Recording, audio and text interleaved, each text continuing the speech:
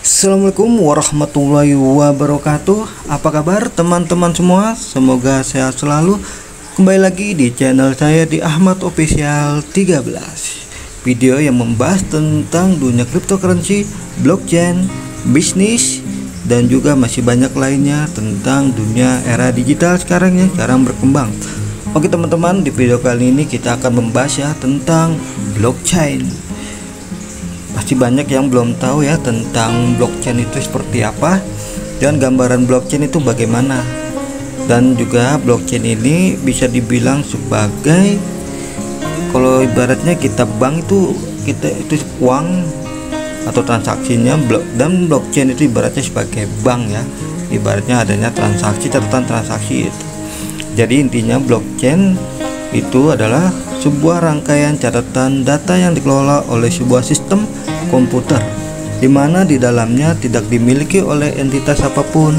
Kriptografi merupakan sebuah prinsip yang digunakan untuk mengikat dan mengamankan berbagai blok data yang terdapat di dalamnya. Oke teman-teman, bagaimana cara kerja blockchain? Kita cek video berikut ini. Pasti kalian sudah sering mendengar kata Bitcoin dan blockchain, atau bahkan kalian sudah sering membicarakannya. Kalau ngomongin cryptocurrency, pasti nggak jauh-jauh dari blockchain. Tapi kamu tahu nggak apa hubungannya blockchain sama cryptocurrency? Terus, gimana sih cara kerja blockchain? Blockchain adalah sistem yang menyimpan data transaksi mata uang digital. Sistem ini tidak dikelola oleh pihak ketiga seperti bank, melainkan dikelola oleh semua pengguna. Bayangkan ada 5 orang yang ingin bebas bertransaksi tanpa menggunakan bank atau pihak ketiga. Sebut saja Joko, Giman, Marwan, Sony, dan Gatot. Dengan kesepakatan bersama, mereka memiliki rincian akun mereka masing-masing tanpa harus mengetahui identitas orang lain. Bayangkan juga kalau mereka tergabung dalam sebuah grup WhatsApp untuk berkomunikasi satu sama lain. Yang mereka butuhkan adalah folder kosong, kertas, dan pena. Mereka semua siap untuk mencatat seluruh transaksi keuangan mereka. Giman ingin mengirimkan Rp100.000 kepada Sony. Giman kemudian mengumumkannya di grup. Guys, gue transfer Rp100.000 ya ke Sony. Setiap anggota bisa memeriksa saldo Giman dan memastikan di dompetnya ada Rp100.000. Kemudian setiap anggota mencatat transaksi Giman dan Sony di buku catatan mereka. Joko, Gatot, dan Marwan membalas. Noted kan?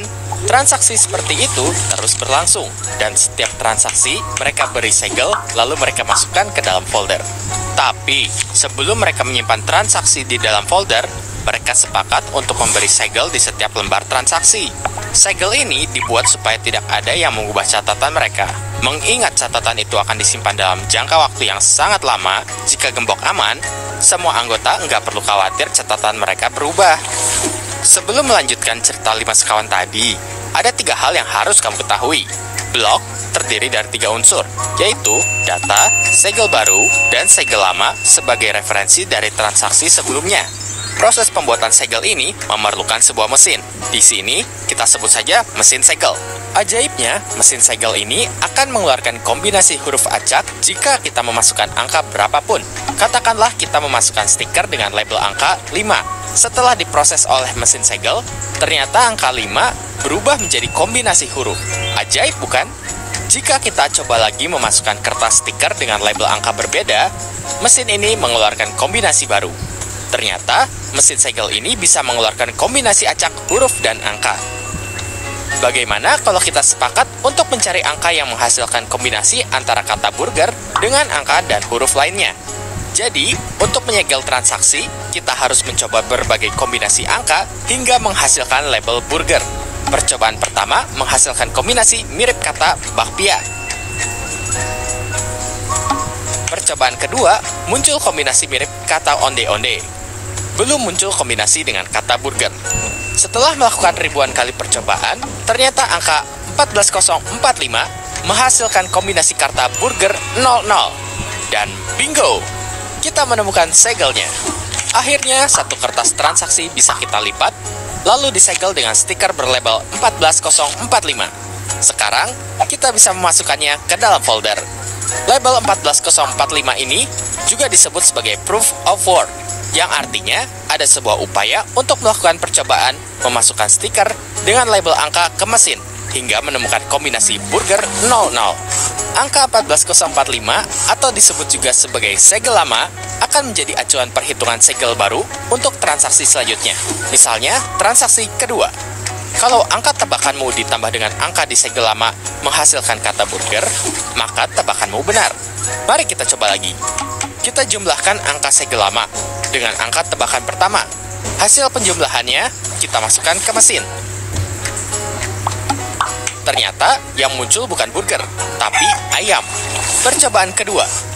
Angka segel lama kita jumlahkan dengan angka tebakan kedua. Setelah hasilnya kita masukkan ke mesin, yang muncul mecin, bukan burger. Setelah melakukan ribuan kali percobaan, akhirnya kita menemukan angka 14022. Segel lama 14045 ditambah calon segel baru 14022, hasilnya 28067. Saat hasil penjumlahannya kita masukkan ke mesin, muncul burger 01. Bingo! Stiker berlabel angka 14022 adalah segel transaksi kedua. Jadi, transaksi kedua bisa kita sebut dengan data. Angka 14022 bisa kita sebut dengan segel baru. Angka 14045 bisa kita sebut dengan segel lama, referensi dari transaksi sebelumnya. Bagaimana cara validasi pada setiap transaksi? Cukup menambahkan angka segel baru dan segel lama, kemudian jumlahnya dimasukkan ke dalam mesin segel. Jika yang muncul adalah burger 01, maka transaksi dinyatakan valid. Kata burger ini hanyalah ilustrasi, karena proses enkripsi yang sebenarnya sangat rumit. Kembali ke cerita Giman. Pada transaksi pertama, mereka memberi segel referensi transaksi dengan 5 digit angka 0, karena tidak ada transaksi sebelumnya. Mereka menemukan segel pertama yang menghasilkan kombinasi burger 00 dari mesin segel. Transaksi pertama inilah yang menjadi cikal bakal blockchain atau Genesis block. Pada proses penyegelan transaksi berikutnya, Joko, Giman, Marwan, Sony, dan Gatot mencoba menghitung dan memasukkan angka ke mesin segel. Ketika Marwan menemukan hitungan yang tepat, Marwan mengumumkannya lewat grup WhatsApp. Semua anggota langsung melakukan verifikasi dengan cara menambahkan angka di segel lama dengan angka yang baru Marwan temukan. Lalu, mereka masukkan hasil penjumlahannya ke mesin segel. Setelah muncul kode verifikasi burger 01, seluruh anggota WhatsApp langsung mengonfirmasi. Mereka masing-masing menyimpan kertas transaksi kedua ke dalam folder, lalu memulai transaksi baru. Jadi, catatan transaksi Joko, Giman, Marwan, Sony, dan Gatot adalah blok, dan folder penyimpanan mereka disebut dengan blockchain. Lalu proses penyegelan setiap transaksi disebut dengan mining. Karena proses penyegelan ini memakan waktu dan tenaga, setiap orang yang berhasil menghitung atau menemukan angka yang tepat akan mendapat imbalan Bitcoin atau uang digital lain. Bitcoin ini sebenarnya hanyalah sebuah nama. Ia menjadi bernilai karena kesepakatan kelompok itu untuk menghargai proses penyegelan yang rumit tadi. Makin banyak orang percaya dengan konsep dan sistem Bitcoin, maka nilainya akan semakin tinggi. Bagaimana jika ada orang yang ingin bergabung dengan mereka? Satu orang ini secara otomatis mendapatkan salinan seluruh transaksi sebelumnya. Dan jika ada transaksi baru, sebuah blok akan terbentuk dan langsung didistribusikan ke dalam network. Nah, apakah kamu sudah mengerti cara kerja blockchain? Nah, oke teman-teman, sudah lihat ya cara kerja blockchain tadi ya, gabungan catatan ya antara data yang dikelola oleh sebuah sistem komputer. Jadi dia tidak ada entitas apapun di dalamnya. Jadi benar-benar komunitas dalam bertransaksi blockchain. Jadi di video tadi itu jadi jelas ya apakah itu blockchain dan apa hubungannya dengan Bitcoin ya. Jadi blockchain itu teknologi di balik Bitcoin. Jadi sistem Bitcoin merupakan implementasi dari teknologi blockchain ya. Lebih jelasnya, blockchain adalah sebuah teknologi berupa buku besar digital book seperti video sebelumnya ya yang teman-teman lihat, yang mampu mencatat sebuah transaksi dalam jaringan Bitcoin. Jadi ada kelemahannya juga nih teman-teman ya, kelemahan dan juga kelebihan blockchain ya. Untuk kelemahannya yaitu kurang efisien. Konfirmasi data pada jaringan blockchain memerlukan kesepakatan dari pihak-pihak yang masuk dalam jaringan tersebut, sehingga terkadang membutuhkan waktu yang lebih lama. Nah, jadi teman-teman bisa cek tadi ya, begitu lamanya kita mencari kode yang pas untuk untuk menyocokkan blok ya. Jadi untuk kelebihan dari pengguna blockchain ini yaitu keamanan dari data yang terjamin. Blockchain tidak bisa menambahkan atau memperbaiki suatu sistem, dan hal ini sangat sulit bagi hacker masuk ke dalamnya. Jadi untuk blockchain ini tidak mudah dihacker ya teman-teman ya. Jadi sangat sulit untuk keamanannya.